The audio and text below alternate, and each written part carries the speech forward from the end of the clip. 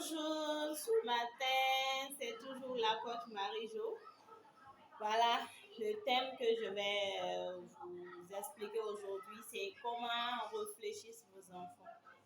Voilà, qu'est-ce qui se passe dans la tête de nos enfants. Vous voyez, pour traiter ce thème, j'ai mis 7 t-shirts. Vous voyez, il y a 2 lapins, une rose, une bon, tout noir, un peu, voilà. Se dire que bon, ça peut être des lapins, une lapine et puis un lapin, voilà. Donc, les enfants, aujourd'hui, le programme, c'est pour vous.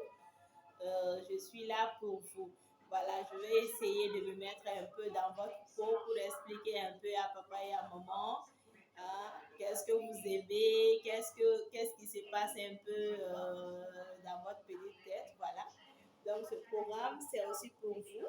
Lorsque vous viendrez sur YouTube, il faut aussi taper le ministère de la coach Marie-Jo pour me trouver rapidement et puis écouter ça. Aujourd'hui, je vais un peu parler à votre faveur.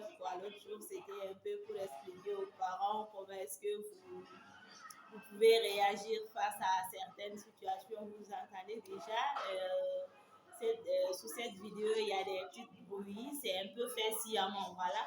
Je vais vous montrer un peu le programme qui passe à la télé pendant que ma fille est là, elle regarde. Vous la voyez? Dites bonjour, Virginie. Voilà, voilà. Il y a ma fille qui est dans le salon. Et puis voilà, vous voyez la télé maintenant. La télé est en train de jouer. Et il y a les dessins animés qui sortent. Je pense que c'est Ladybug et Chat Noir. Voilà, c'est Ladybug et Chat Noir. Donc, ce que je souhaiterais vous dire d'abord, c'est que, bon, les enfants ont aussi leur manière de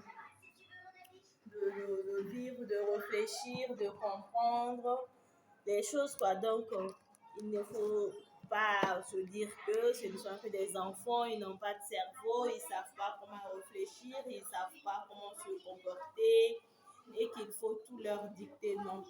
Mais en tout cas, un enfant a plus besoin d'accompagnement que de commandement. Voilà. On doit accompagner ses enfants, on doit leur donner les bons conseils, on doit leur coacher, on doit leur montrer ce qui est bon, ce qui n'est pas bien, tout en restant un peu en retrait pour laisser aussi l'enfant dans son espace, voilà, dans son milieu, voilà, de vivre, ou sinon dans sa petite chambre afin qu'il puisse vraiment aussi développer ses propres réflexes. Virginie, maintenant, tu peux baisser un peu le ton de la vidéo, s'il te plaît. Tu baisses un peu le ton, le volume. La télécommande, c'est ici. Voilà. Donc, ce que je voudrais aussi ajouter aux parents, voilà, il faut laisser l'enfant aussi un peu se distraire, se défouler, avoir un peu son propre espace et ne pas être tout le temps sur son dos. Voilà, par exemple, aujourd'hui, par exemple, si tu donnes un conseil à ton enfant aujourd'hui, ce matin, je lui dis, ben, par exemple, moi, en tant que maman, lorsque je dis Virginie, je ne veux pas aujourd'hui que tu sortes, voilà. Je veux que tu restes à la maison, tu revises tes cours, tu regardes un peu la télé, hein. Bon, tu peux aussi jouer un peu à la carte avec ton frère et tout. Donc, lorsque je lui donne ces petits conseils, elle peut me dire, ben, maman, j'avais prévu d'aller voir une amie, j'avais prévu d'aller au parc, j'avais prévu au moins de sortir un peu pour faire un petit tour. Bon, je peux voir. Voilà, je lui ai déjà donné les consignes de la journée. Ça, c'est un exemple que j'ai pris sur mon quotidien avec, voilà, de la manière avec laquelle je gère ma fille. Donc, lorsque je lui dis ça, elle est sur le droit à la parole, quoi. Il faut donner à l'enfant le droit à la parole, il faut lui permettre de donner son opinion, son point de vue. Et lorsque je lui dis ça et qu'elle dit, bon, j'avais prévu aussi de faire ça, c'est à toi de voir. Tu vas apaiser un peu le pour et le contre. Ça ne veut pas dire que tu n'es pas autoritaire, mais aussi ce serait de voir toute une journée, c'est bon. La journée, c'est de 8 heures, par exemple, à 18 heures, parce que nous sommes toujours en vacances. Donc, peut-être que demander à l'enfant de rester toute la journée à la maison serait un peu pénible pour lui. Mais malgré qu'il y a la télé, il y a les jeux vidéo, même malgré qu'il y a l'Internet, elle a aussi, bon, ils ont aussi besoin d'aller se défouler un peu dehors. Donc, c'est le besoin que l'enfant peut te dire, peut t'exprimer. Donc, il ne faut pas rester trop catégorique sur ce que tu as dit. Il faut aussi essayer de peser un peu. Donc, tu peux lui dire, bon, il n'y a pas de souci. Par exemple, moi, je dirais, bon, Virginie, comme tu dois aller voir, bon, tu avais prévu d'aller voir une amie, ou bien d'aller faire un tour, ou bien d'aller au parc. Bon, pour aller au parc, ça c'est un peu loin. Voilà. Tu peux aller voir tes amis par exemple, de 14h à 16h. Voilà, pendant 2 heures de temps, tu sors après, tu reviens. Mais tu vas te faire accompagner par ton frère, surtout lorsqu'il s'agit des enfants qui n'ont pas encore 14 ou 15 ans, surtout les jeunes filles, il faut généralement les faire accompagner. Lorsqu'ils sortent pour aller se balader, d'aller voir une amie, il faut demander qu'elles se fassent accompagner. Surtout les jeunes filles, voilà, ça pourrait éviter beaucoup de choses parce que les gens peuvent vraiment euh, identifier les mauvaises personnes, les gens qui n'ont pas la bonne foi. Ils peuvent cibler votre enfant pour lui porter préjudice. Donc, il faut toujours, lorsque votre jeune fille, à cet âge-là, veut sortir, il faut toujours lui demander de se faire accompagner. Et à son heure de retour, elle peut aussi faire signe. La personne qui l'a accompagnée chez son ami peut toujours aller la récupérer et puis la ramener à la maison. Ça, ce n'est pas une question de moyens. Ils peuvent même aller à pied si l'endroit n'est pas aussi éloigné. Bon, si c'est éloigné en véhicule ou bien en moto, ça va dépendre du moyen des parents. Voilà, donc c'est ce que je voulais vous dire par rapport à ce petit exemple.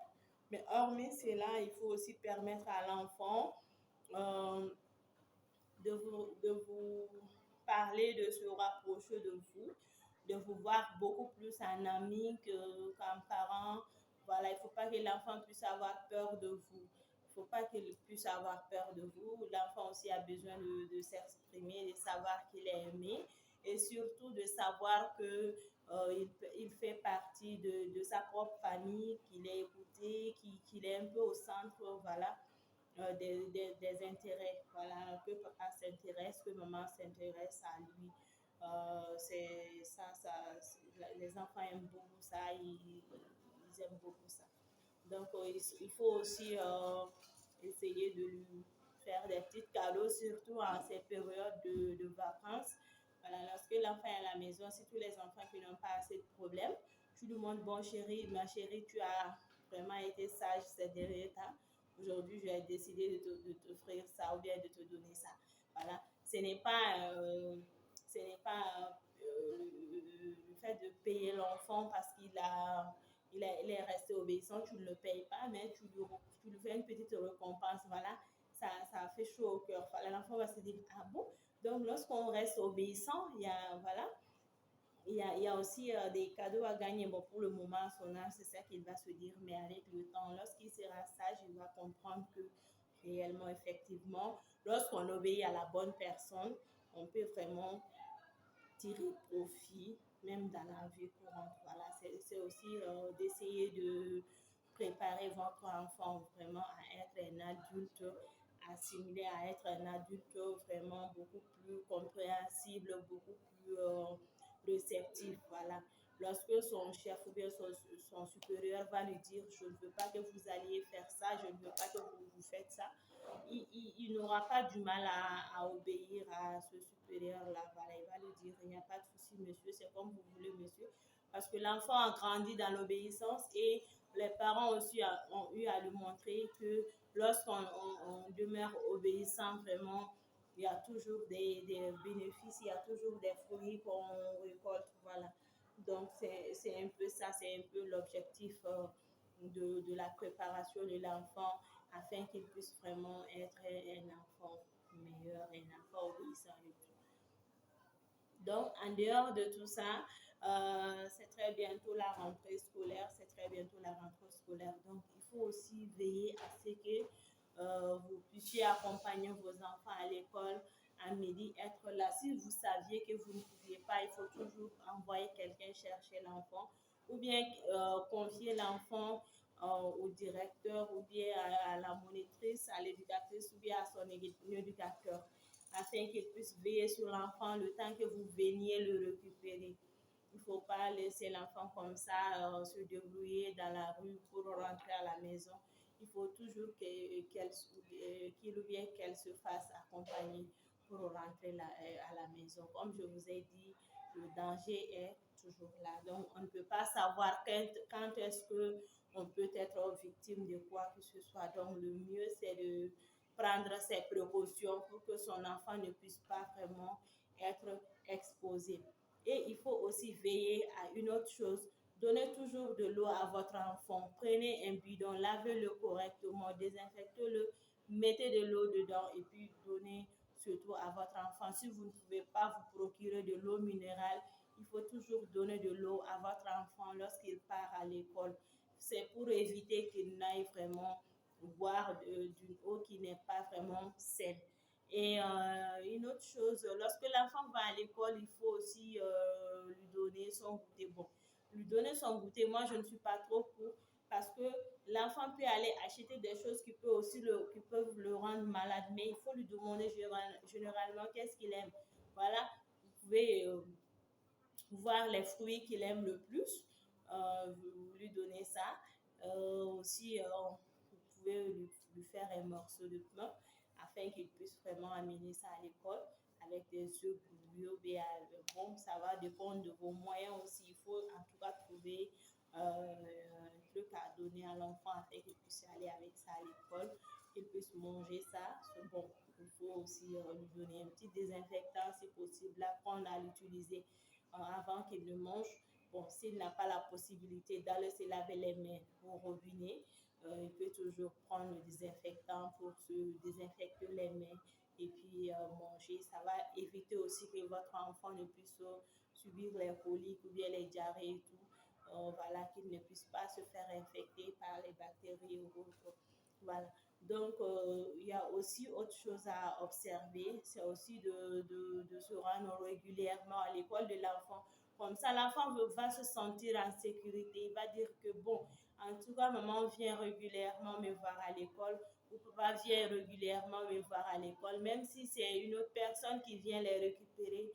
Toi, parent, fais tout pour aller rendre visite à l'école de ton enfant. Va voir le directeur, va voir la monitrice, montre-toi à l'enfant, dis-lui que tu es là avec lui. Donc, même les jours où tu viens pas, il va se dire, ah, en tout cas, papa vient ou maman vient de temps en temps. Ça veut dire que vraiment, je suis pratiquement en sécurité ici. Le directeur ou bien la monitrice connaît mes parents.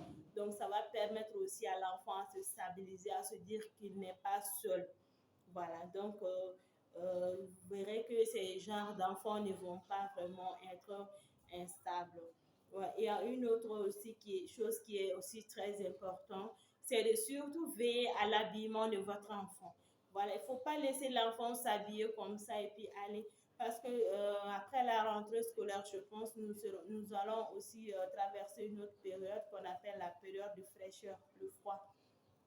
Donc, lorsque l'enfant n'est pas bien protégé, il peut aussi vraiment attraper froid, le rhume et tout. Et ça peut aussi, voilà, l'empêcher pendant quelques jours, voilà, d'aller à l'école. Et ces périodes d'absence aussi peuvent jouer sur ses notes annuelles. Donc, vous voyez combien est-ce que l'habillement de l'enfant peut être vraiment bénéfique. Voilà, faites tout pour vous impliquer sur cet aspect. Apprenez aussi à l'enfant à s'habiller en fonction des moments, en fonction des temps. Mais vous aussi, restez là pour que lorsque l'enfant s'habille pour sortir, il ne puisse pas vraiment mettre seulement un habit simple pendant la période de fraîcheur ou bien des habits lourds pendant la période de chaleur. Voilà. Ou bien sortir sans imperméable pendant la période de l'hivernage, mais ça c'est un peu rare vu que l'hivernage coïncide avec les vacances le plus généralement. Mais ça commence un peu parce qu'après la période de fraîcheur, nous allons entamer la période de chaleur. Et après la période de chaleur, nous allons aussi rentrer un peu dans l'hivernage avant les vacances. Donc, il faut veiller au changement climatique. Il faut aussi accompagner l'enfant sur ce sens. Il faut lui montrer que mon enfant, il faut pas rester comme ça. Il faut toujours prendre soin de soi. Il faut toujours s'habiller en fonction des temps. Il faut aussi apprendre à te désinfecter les mains. Il faut aussi apprendre à parler aux grandes personnes avec respect. Voilà, c'est la dernière chose que je voulais ajouter. Il faut toujours apprendre à l'enfant à bien parler aux grandes personnes, à ne pas utiliser les gros mots avec eux, à ne pas être arrogante, à ne pas dire des paroles blessantes aux grandes personnes, que ce soit les enseignants, que ce soit les personnes qui viennent chez vous, que ce soit votre entourage ou bien votre famille élargie. Il faut toujours apprendre à l'enfant à bien parler aux grandes personnes. Et cela commence bien au sein de la famille. Il faut que l'enfant commence d'abord à bien vous parler, à bien vous écouter, à bien vous obéir. Et en ce moment, c'est cette même attitude qu'il va développer vis-à-vis des autres personnes. Voilà, c'est ce que je voulais aussi ajouter par rapport au fait que nous devons aussi veiller au langage verbal de nos enfants. Donc, je vous en prie, chers parents, je ne vous demande pas d'être des parents collés, serrés à vos enfants. Il faut aussi laisser l'enfant respirer un peu, il faut lui faire confiance, mais il ne faut jamais laisser l'enfant aller par lui-même. Voilà. Même un mouton qui rôde dans la nature comme ça, qui mange ce qu'il trouve ou qui n'est pas bien encadré, et un mouton qui est dans un enclos dans laquelle le propriétaire vient chaque jour nettoyer autour de lui, lui donner à manger, à boire. Je pense que les deux moutons ne seront jamais la même chose. Voilà. Donc, c'est ce que je voulais réellement vous dire. Ça aussi, nous pouvons le voir chez nos enfants, les enfants qui ont été bien éduqués, qui ont été bien accompagnés, qui ont été bien écoutés et tout, bien conseillés. Même dans la vie courante, même dans l'avenir, ils ne seront jamais pareils avec les enfants qui ont grandi soit dans la rue ou bien qui ont passé la plupart de leur temps dehors avec des amis euh, qui, ne, qui ne sont pas vraiment de bonne influence avec qui n'ont pas de bonne influence sur eux. Donc, ce que je vous conseille par rapport à cela aussi, c'est d'aller voir un peu, surtout les garçons qui sortent généralement, qui disent, maman, bon, je vais aller chez tel ami ou bien je vais aller dans notre grain. Maman, les mamans, faites des visites surprises ou bien les papas, faites des visites surprises dans les grains de vos enfants. Cela va vous permettre de savoir si votre enfant se trouve dans un grain sérieux. Est-ce que dans ce grain-là, les enfants causent seulement? Est-ce qu'ils prennent uniquement du thé ou bien est-ce qu'ils fument ou bien est-ce qu'ils prennent autre chose? Cela va te permettre en tant que parent de savoir là où ton enfant va s'asseoir pour vraiment passer du temps. Donc, si tu fais ta visite surprise et que tu pars trouver que ton enfant va bien, il n'a pas de problème, il est assis tranquillement, il ne fume pas, il ne fait rien. Ça veut dire que ce grain est peut-être un lieu sûr pour ton enfant. Tu peux même leur saluer, leur proposer de t'asseoir un peu pour dire que bon, ce soir, papa même a décidé de venir au grain pour voir un peu comment vous allez, sur quoi vous échangez, est-ce que vous avez un jeu autour de vous. S'ils n'en ont pas, vous pouvez même leur proposer de leur acheter un jeu, pourquoi pas, ou bien de leur donner de l'argent, cela va de soi, ça dépend de vous. Voilà, allez-y vous amuser au parc le week-end prochain, c'est pas qui paye, des trucs comme ça. Donc, lorsque vous viendrez désormais, ils ne vont même pas vous voir un contrôleur ou bien un papa autoritaire ou bien un maman autoritaire, mais ils vont se dire que, ah, en tout cas, notre maman là, bon, elle est sympa, elle est sans façon, elle vient nous voir. Alors qu'en réalité, vous êtes aussi en train de leur éduquer, même dans ces grades. Voilà, donc il ne faut pas qu'ils aient peur de vous, qu'ils se sentent menacés, mais qu'ils puissent se sentir vraiment aimés, qu'ils puissent se sentir voilà, accompagnés, soutenus par votre présence. Il faut aussi leur lancer des petites blagues et tout pour leur montrer que voilà, vous êtes là.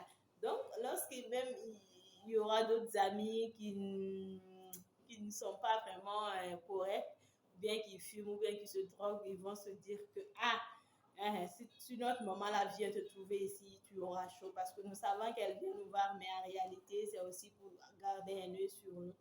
Et voilà. Donc, lorsque pendant vos passages, vous pouvez aussi profiter de votre passage si tout est clean pour dire aux enfants, alors mes enfants, je suis fière de vous. Surtout dans le cas où vous passez trouver que voilà, tout va bien, que là, les enfants sont clean, ils ne font que poser. Donc, vous pouvez aussi leur dire que vous êtes fiers d'eux, de continuer ainsi. Voilà, de leur donner des petits conseils, quoi. Leur dire aussi que la vie n'est pas facile, en tout cas. Malgré tout ça, il ne faut pas se donner ni à la drogue, ni à faire de n'importe quoi. Mais il faut essayer aussi de rester clean, rester sobre, rester soi-même, voilà, pour avoir un avenir meilleur.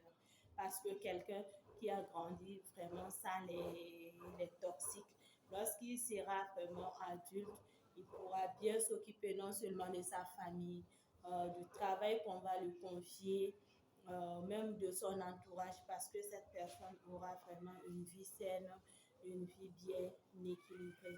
Voilà, c'est à vous, parents. Vous avez vraiment une lourde tâche. Vous avez une très grande responsabilité. Celui d'éduquer vos enfants, celui de leur accompagner, celui de rester vraiment tout le temps là à leur chevet pour leur, voilà, leur montrer le droit chemin.